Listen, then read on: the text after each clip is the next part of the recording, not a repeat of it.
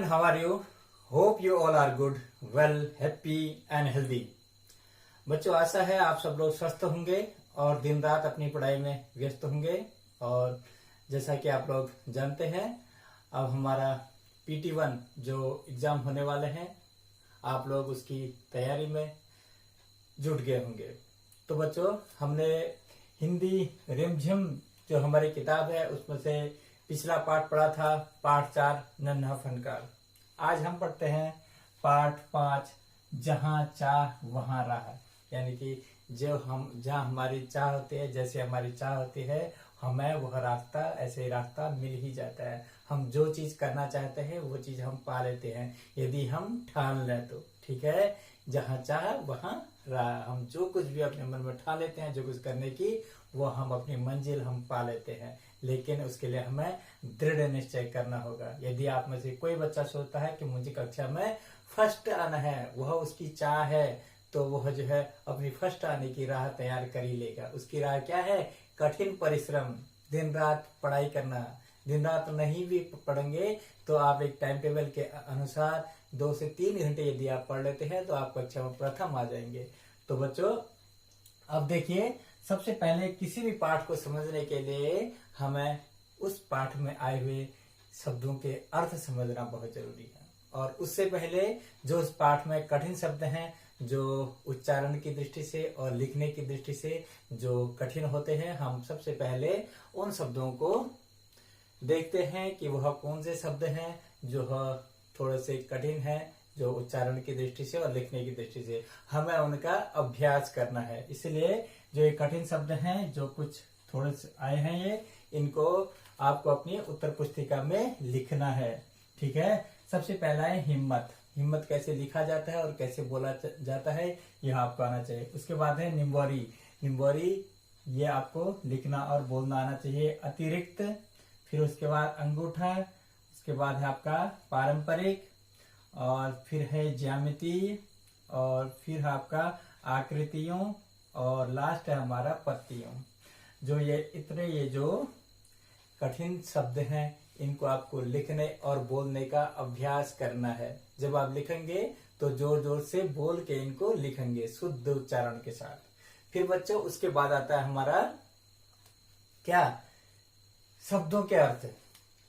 किसी भी भाषा को समझने के लिए उसमें आए हुए शब्दों के अर्थ समझना बहुत जरूरी होता है।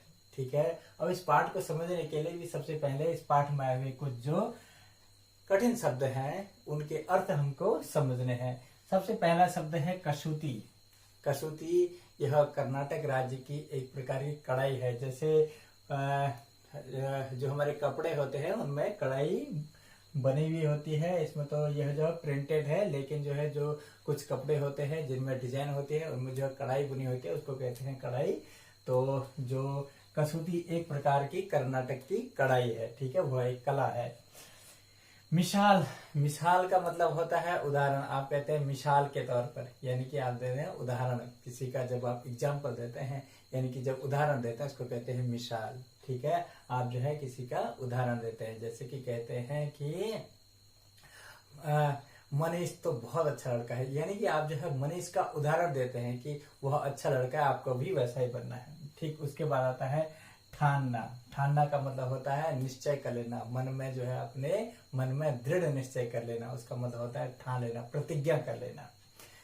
फिर बच्चों होता है उकेरना। उकेरना का मतलब होता है कढ़ाई करना। जब किसी भी चीज में, किसी धातु में, लकड़ी के उसमें, या फिर किसी कपड़े में जब कोई कलाकारी का जब काम किया जाता है, उसमें जो है कोई चीज किया जाता है, तो उसको कहते हैं उकेरना। ठीक है, बुहारना। बुहारना का मतलब होता है साफ करना या फिर झाड़ू लगाना। ठीक है, झाड़ना। उसके बाद है धैर्य। धैर्य का मतलब होता है धीरज। ठीक है, आपसे कहते हैं कि कोई बेटा धैर्य से काम ले, यानी कि उतावलापना मत कर, जल्दीबाजी मत कर, और जो है धैर्य और धीरज से काम ले। धैर्य का मतलब होता है धीरज। उसके बाद है हमारा परिधान। परिधान का मतलब होता है पहनावा, पोशाक। कहते हैं ना, उसने बहुत सुंदर परिधान पहना। ठीक है, परिधान का मतलब होता है पोशाक, जो पहनने की चीज होती है, परिधान। उसके बाद है हमारा जो शब्द है वह है नवीनता। नवीनता का मतलब होता है नयापन, नया कुछ करना, ठीक है, उसमें होता है नवीनता। यानी कि जैसे आप कोई कलाकार है, वह अपनी कला में, जैसे पुरानी जो पारंपरिक कला में वह चीज चली आ रही है, उससे अलग हट के जब कोई चीज करता है तो उसको कहते हैं हम नवीनता। उसके बाद आती है हमारा लास्ट जो शब्द है वो हमारा कशीदाकारी। कशीदाकारी का मतलब होता है कढ़ाई करना, ठीक है, वह एक जो है कलात्मक काम होता है कढ़ाई करना। जैसे कि मैंने आपको बताया था कपड़ों में कढ़ाई करते हैं, जैसे उसमें जो है तरह तरह की डिजाइन बनाते हैं, उसी को कहते हैं कशीदाकारी, वह शब्द है, ठीक है। तो बच्चों आशा है आपको ये जो कठिन शब्द हैं यह समझ में आ गए हैं बोलना, और इनको कैसे इनका उच्चारण किया जाता है, उसके बाद जो ये शब्द हैं इनके अर्थ भी अब आपको समझ में आ गए होंगे। और मैं इनको पीडीएफ के माध्यम से आपके लिए भेज दूंगा। आपको यह है अपनी उत्तर पुस्तिका में साफ और सुंदर सी लेख में लिखने हैं। तो बच्चों हम इस पाठ को आप लोगों की सुविधा की दृष्टि से 2 भागों में पढ़ेंगे, आधा आज पढ़ेंगे, आधा अगली बार पढ़ेंगे, जिससे कि हमें जो है समझने में भी आसानी हो और काम करने में भी कठिनाई न हो। तो बच्चों आज हम देखते हैं इस पाठ का आधा भाग। तो स्टार्टिंग से हम लोग शुरू करते हैं। आप लोग अपनी किताब निकाल लीजिए और ध्यान से इसको सुनिए।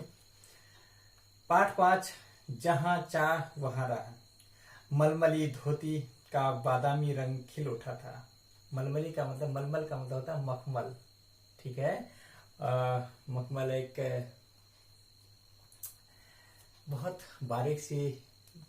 बहुत बारीक धागा होता है जिसमें जो है बहुत मुलायम होता है, ठीक है। मलमली धोती का बादामी रंग खिल उठा था। जो वो मखमल की जो धोती थी उसका रंग क्या था, बादामी था, वह जो है खिल उठा था। किनारों पर कसूती के टाकों से पिरोई हुई बेल थी, यानी कि जो उस धोती के किनारे थे उस पर जो है कसौती क्या था, कर्नाटक की कढ़ाई। तो बच्चों उसमें जो है कसौती के टाकों से पिरोई हुई बेल थी, यानी कि जो है उसमें जो है जो धोती होती है उसमें जो डिजाइन थी वो जो बेल टाइप की वो जो है बनाई हुई थी।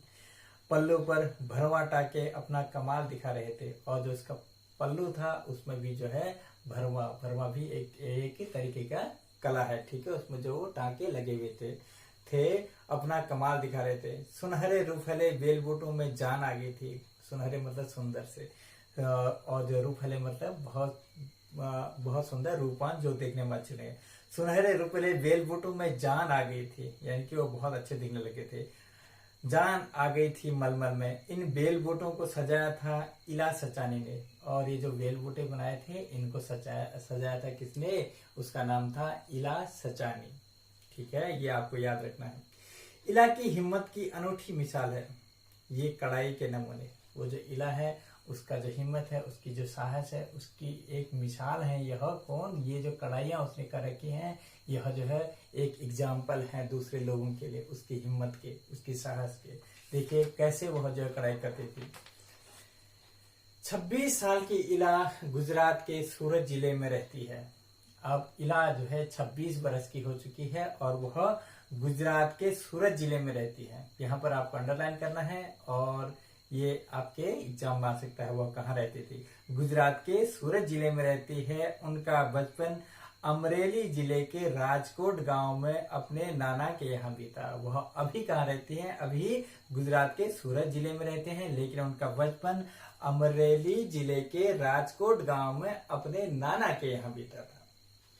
सांझ होते ही मोहल्ले के बच्चे घरों से बाहर आ जाते, कुछ मिट्टी में आड़ी तिरछी लकीरें खींचते। जैसे ही संध्या काल हो जाता है तो आप लोग भी खेलने के लिए बाहर चले जाते हैं, ठीक है। जैसे ही क्या होता है, जैसे सूरज की जो तपती रोशनी होती है जो थोड़ी सी कम हो जाती है तो उस समय आप लोग जो है बाहर खेलने के लिए निकल जाते हैं। ऐसे ही वहां पर भी क्या होता था, सांझ होते मोहल्ले के बच्चे घरों से बाहर आ जाते, कुछ मिट्टी में आड़ी तिरछी लकीरें खींचते। लकीरें मतलब लाइनें खींचते। कुछ कनेर के पत्तों से पिटपिटी बजाते। कनेर एक जो है पेड़ होते हैं वो जो है उसके पत्तों से पिटपिटी बजाते थे। कुछ गिट्टे खेलते, कुछ इधर उधर से टूटे फूटे घड़ों के बीकरे बटोर कर पिट्टू खेलते। जो है जो टुकड़े होते हैं, जो घड़ों के टुकड़े होते हैं उनसे जो है वह बटोर करके उनसे क्या खेलते, पिट्टू खेलते थे। पिट्टू आप लोगों ने भी खेला होगा। जब इन खेलों से मन भर जाता तो पेड़ की डालियों पर झूला डालकर ऊंची ऊंची पैंगे लेते। और जब उन बच्चों का इससे मन भर जाता तो पेड़ की डालियों पर आप लोगों ने भी क्योंकि आप लोग यदि गांव में से कोई बच्चे आते होंगे, कोई बच्चे गांव में रहते हैं, वहां देखते होंगे कि बहुत सारे जो गांव के लोग होते हैं, जो छोटे छोटे बच्चे होते हैं, वह जो है गांव के पेड़ में एक झूला बना लेते हैं और उसमें सारे बच्चे झूलते हैं। ठीक है। और ऐसे ही वह जो है गांव का वातावरण है, वहां पर क्या कहते हैं, जब सारे बच्चे अपने अपने खेलों से थक जाते हैं तो कुछ बच्चे क्या कहते हैं, झूला डालकर ऊंची ऊंची पींगा लेते और ऊंचे स्वर में एक साथ गाते।